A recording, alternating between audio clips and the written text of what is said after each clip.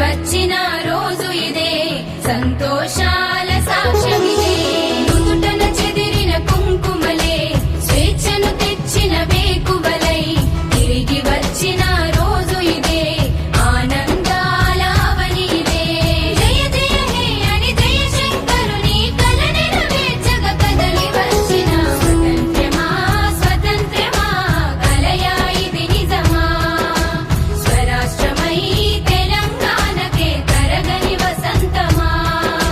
స్వతంత్రమా స్వతంత్రమా కలయా ఇది నిజమా. స్వరాష్ట్రమై